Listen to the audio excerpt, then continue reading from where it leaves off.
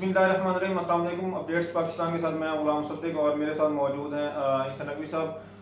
पाकिस्तान और सऊदी अरब के ताल्लुकात में एक ड्रामाई तब्दीली देखने में आ रही है, उस पर लेटेस्ट अपडेट्स क्या हैं वो पूछेंगे नकवी साहब से। नकवी साहब बताएं ना ज़रा, ये क्या तब्दीलियाँ आ रही हैं ताल्लुकात में। देखिए, पाकिस्तान और सऊदी अरब के ताल्लुकात में बड़ी ड्रामाई तब्दीलियाँ आई हैं। हम जाहिर है कि हम बात करेंगे जो अप्स एंड डाउन्स या डाउन्स जो रहे 2020 में, उसके ऊपर बाद में बात करेंगे। लेकिन अभी लेटेस्ट जो है 3 से 4 बड़ी तब्दीलियाँ आ गई हैं। एक तो आपको मालूम है कि जो डिप चल रहा था, अब बैक ऑन ट्रैक ताल्लुकात पाकिस्तान और सऊदी अरब के एक तरह से कहा जा सकता है कि आ गए हैं। ठीक है। और उसमें जो सबसे इम्पॉर्टेंट अपडेट है वो ये कि मेरे जो दफ्तर ख़ारजा में ज़राए हैं वो अब इस बात की यानी कि तस्दीक कर रहे हैं कि जुलाई में कोशिश की जा रही है कि बाय मिड जुलाई सऊदी अरब के जो वज़ीर ख़ारजा हैं शहज़ादा फैसल बिन फरहान अल सऊद, उनका दौरा पाकिस्तान हो जाए। और अगर ये दौरा पाकिस्तान मिड जुलाई में हो जाता है तो मैं आपको ये बता सकता हूँ कि इनके साथ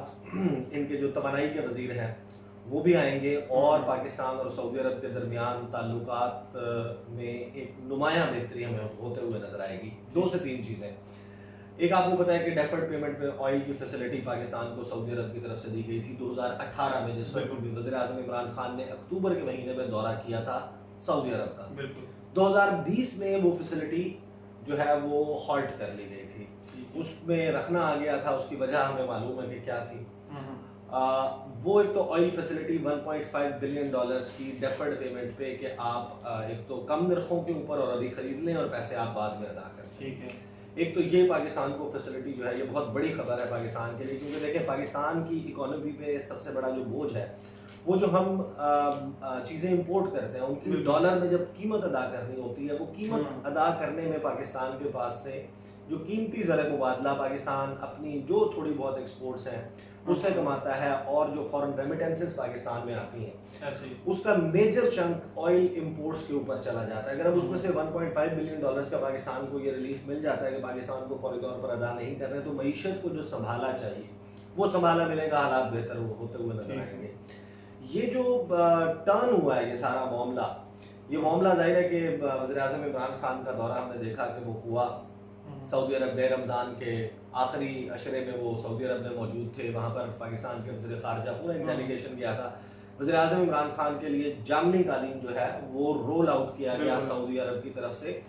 और जो ड्रामाई तब्दीली में 3-4 चीज़ें हैं। तो जाहिर है कि ये दौरा होने जा रहा है। मैं आपको बताता हूँ कि ये दौरा बेसिकली इस दौरे को सिर्फ एक खाली एक दौरे के तौर पर ना देखा जाए। जब वज़ीर आज़म इमरान खान गए थे तो 2 से 3 फैसले हुए थे। उस दौरे में जो जॉइंट डिक्लेरेशन मौजूद है हमने देखा, उस जॉइंट डिक्लेरेशन में ये कहा गया था, एक तो ये कि जॉइंट डिक्लेरेशन और उसके बाद फिर कुछ इंटरव्यूज दिए गए थे। सऊदी वज़ीर ख़ारजा ने भी इंटरव्यू दिया था जिसमें उन्होंने कहा था कि नियोम शहर जो बसाने का ख्वाब है शहजादा मोहम्मद बिन सलमान का, कि 500 अरब डॉलर से ज़्यादा जो है वो खर्च होगा उस पर। एक तो वो शहर और दूसरा उनका विजन 2030 है जिसमें वो सऊदी अरब की इकोनॉमी की डिपेंडेंस ऑयल से हटाकर वो टूरिज्म की तरफ लेकर जाना चाहते हैं, वो आईटी इंडस्ट्री की तरफ लेकर जाना चाहते हैं। वो चाहते हैं कि ये दीगर शोबों के में जो है वो मुंतकिल हो जाए। ठीक है। उसमें तकरीबन 1 करोड़ नौकरियां जो हैं वो पैदा होने वाली हैं सऊदी अरब में। 1 करोड़ नौकरियां 2030 तक, जिसका मेजर चंक पाकिस्तान को मिलेगा। इसका मतलब यह है कि अफगानिस्तान, पाकिस्तान, भारत, बांग्लादेश, श्रीलंका, ये 5 ममालिक हैं जहां से सऊदी अरब अपनी मैन पावर लेता है। बिल्कुल ऐसे इन ममालिक में नौकरियां दी जाती हैं, फिलिपाइन में भी, लेकिन वो थोड़ा सा डिफरेंट किस्म की काइंड ऑफ जॉब्स होती हैं। तो ये जो 1 करोड़ नौकरियां उसमें से मेजर चंक पाकिस्तान को मिलेगा और वो सिर्फ ब्लू कॉलर जॉब्स नहीं होंगी।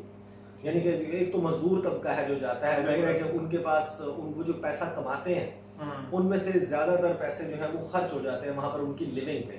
तो जाहिर है कि उनका एक एक्सपेंडिचर है वहां पर। एक है आपकी वाइट कॉलर जॉब जिसमें आईटी के शोबे में, दीगर शोबाजात में, एडमिनिस्ट्रेशन की दूसरी जॉब्स हैं, वो जब पाकिस्तान को दी जाएंगी उसमें जाहिर है कि वो अपना खर्चा वगैरह वहाँ पर करने के बाद एक बड़ी रकम पाकिस्तान को भिजवा सकेंगे। और ये सिर्फ मौजूदा हुकूमत नहीं, आने वाली हुकूमतों के लिए एक बहुत बड़ा कुशन क्रिएट होने जा रहा है कि जो पाकिस्तान को ज़र मुबादला आएगा सऊदी अरब से। पूरी दुनिया में सबसे ज़्यादा हमारी जो वर्क फोर्स है वो सऊदी अरब में। अच्छा, एक ये फैसला हो गया था। दूसरा जो फैसला हुआ था वो ये कि ताल्लुकात जो है उनके लिए एक काउंसिल बना दी गई। उस काउंसिल को हेड करना जो है وہ پاکستان کے وزیر اعظم اور سعودی عرب کے کراؤن پرنس نے ہیڈ کرنا ہے، ٹھیک ہے، اور سال میں ایک دفعہ جو ہے وہ ان کی میٹنگ ہونی ہے وزیر اعظم کی، اور ایک چینلائز ہو گیا. اب اس میں جو گروپس بنے، ورکنگ گروپس بنے، ایک کو وزرائے خارجہ ہیڈ کر رہے ہیں. وزرائے خارجہ کی آمد کا اس کا مطلب یہ ہے کہ وہ یہاں پر آئیں گے، وہ مزید کچھ چیزیں طے کریں گے، جس میں 2019 میں آپ کو یاد ہے فروری کے مہینے میں محمد بن سلمان کا دورہ ہوا تھا پاکستان کو، اور یہاں پر انہوں نے سرمایہ کاری کا پلیج کیا تھا کہ پاکستان میں تقریباً 20 سے 23 ارب ڈالر کی سرمایہ کاری کی جائے گی، جس میں ایک آئل ریفائنری بھی ہے، گوادر میں لگانی تھی انیشلی، اب لگ رہا ہے کہ وہ کراچی میں منتقل ہو جائے گی وہ انویسٹمنٹ. جو ریفائنری ہے، آئل ریفائنری، اس کا تقریباً 10 ارب ڈالر کا ایسٹیمیٹ ہے کہ 10 ارب ڈالر جو ہے وہ اس آئل کے اور انرجی کے شعبے میں سعودی عرب نے انویسٹ کرنا ہے. وہ فائنلائز لگتا ہے کہ اب ہو جائے گا اس دورے میں، اور اس دورے کی کلمینیشن پھر آگے کیا ہوگی. آپ انہیں معاملات کو لے کر آگے چلیں گے، اور اس کا اینڈ رزلٹ یہ ہوگا کہ اس سال کے آخر میں محمد بن سلمان ان کا دورہ پاکستان متوقع ہے، اور اگر وہ دورہ ہو جاتا ہے اس میں پھر یہ ساری چیزیں ان کو لاک کر دیا جائے گا. تو بڑی ڈرامائی تبدیلی ہے پاکستان اور سعودی عرب کے تعلقات میں، جہاں سال 2019 کے آخر میں کہ آخر تک تعلقات ہم نے دیکھا کہ ٹھیک رہے. ہاں، تو جب یہ نیو یارک جنرل اسمبلی کے اجلاس میں گئے، وہاں پر جب کوالالمپور سمٹ پہ جانے کی بات کی وزیر اعظم عمران خان نے، اور دسمبر میں لگ رہا تھا کہ وزیر اعظم جائیں گے، وہاں سے ڈپ آنا شروع ہوا. اس کے بعد جو کشمیر کے معاملے پر سعودی عرب سے سپورٹ نہ ملنا ہے، پھر 5 اگست کو شاہ محمود قریشی کا بیان، اور پھر جو ہے اس کی ٹریجیکٹری پھر ڈاؤن ورڈ رہی، لگتا تھا کہ جیسے راک باٹم پہ ہٹ کر گئے تعلقات. لیکن نقوی صاحب سوال یہ پیدا ہوتا ہے کہ آخر یہ معاملات بیک آن ٹریک آئے کیسے؟ ایک طرف تو ہمیں لگتا تھا ایسے کہ جیسے بس اب پاکستان اور سعودی عرب دوست رہے ہی نہیں ہیں، تو یہ ہوا کیسے؟ اچھا، یہ بڑی مزیدار کہانی ہے. اس میں فیکٹر کوئی ایک نہیں ہے، اس میں مجموعی طور پر 4-5 فیکٹرز ہیں جنہوں نے پلے ان کیا ہے.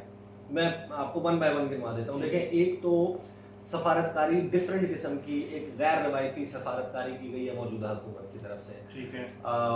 انکنونشنل، غیر روایتی اس وجہ سے ہے کہ پاکستان ماضی میں ہمیشہ سعودی حکمران ہوں، یو اے ای کے حکمران ہوں، امریکہ کے ہوں، برطانیہ کے ہوں، ان کے سامنے پاکستان نے ہمیشہ یس باس کہا ہے. سعودی عرب کے ساتھ جو تعلقات ہیں ان کے خراب ہونے اور پھر ٹھیک ہونے میں دونوں میں کردار اس غیر روایتی سفارتکاری کا بہت زیادہ ہے. پاکستان نے کبھی اس طریقے سے اپوز نہیں کیا تھا سعودی عرب کو، جس کی وجہ سے یہ ایک دم ڈپ جو ہے وہ ہم نے دیکھا. ٹھیک ہے.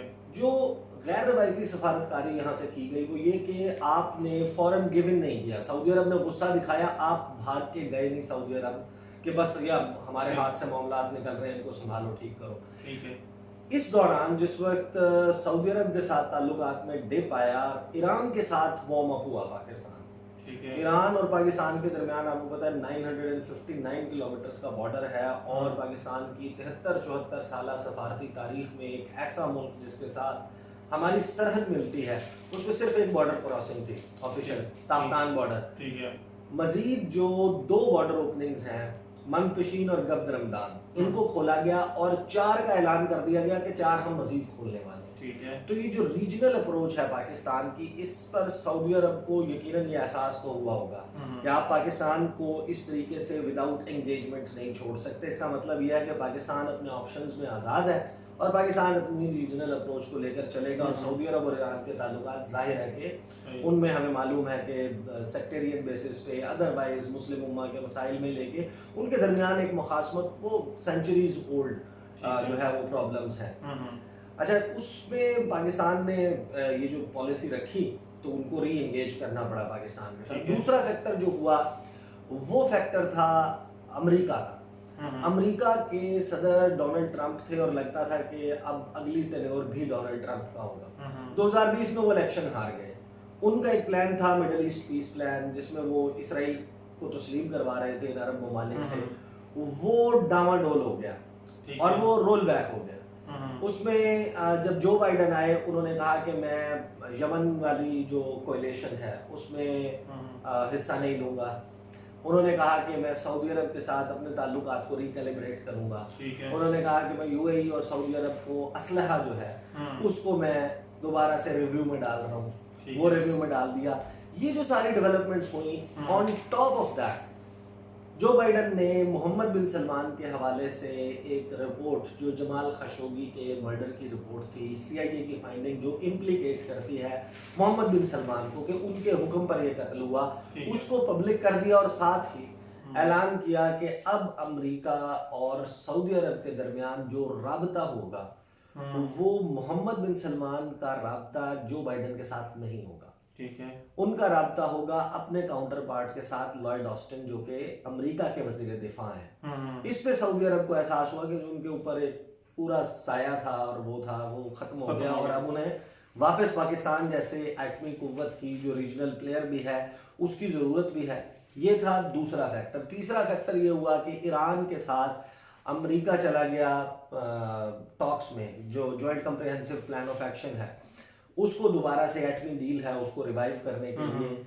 इसने सऊदी अरब को दो तरह से अफेक्ट किया। एक तो सऊदी अरब ने ईरान के साथ बैक चैनल खोला, बगदाद में इराक के शहर बगदाद में उन्होंने बैकडोर राब्ते किए, यमन के मामले पर मामलात को सुलझाने की कोशिश की और ताल्लुकात को नॉर्मलाइज करने की बात की। मोहम्मद बिन सलमान ने ईरान के हवाले से ये बयान दिया कि हम उनके साथ बेहतर ताल्लुकात चाहते हैं, जो कि अनप्रेसिडेंटेड था। फिर उसके बाद एक और फैक्टर जिसने प्ले इन किया वो था चीन फैक्टर। चाइना फैक्टर है उसने मेरा ख्याल है कि डिसाइसिव और बहुत अहम तरीन रोल प्ले किया। चीन के वज़ीर ख़ारजा वैंग ज़ी 27 मार्च को उन्होंने ईरान में साइन किया है जो $400 अरब की डील है, बिल्कुल, और 25 साल का जो उनका स्ट्रेटेजिक एग्रीमेंट हुआ। उससे पहले उन्होंने दौरा किया यूएई का भी, वो सऊदी अरब भी गए, वो तुर्की भी गए, और मेरा ख्याल है कि जो इतलात बाद में आई हैं उसके मुताबिक उन्होंने जाकर इनको एतमाद में लिया कि हम ईरान के साथ ये कर रहे हैं। और ईरान जाहिर है कि सऊदी अरब की ऑयल इम्पोर्ट्स भी जो ऑयल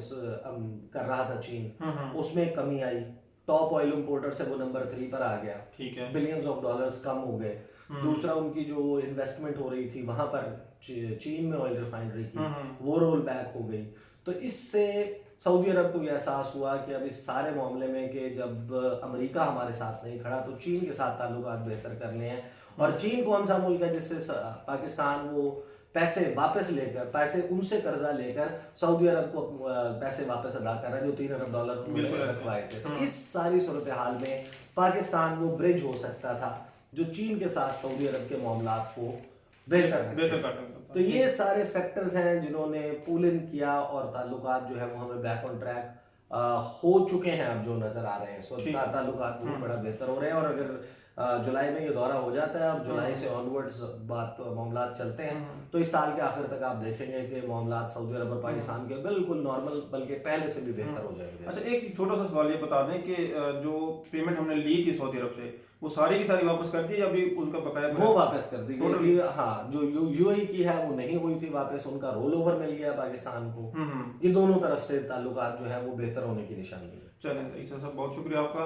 मजीद इस हवाले से जो भी अपडेट्स होंगे आपको बाय बकाया देते रहेंगे। मुझे अगली वीडियो तक ले दीजिए इजाज़त। अल्लाह हाफिज़।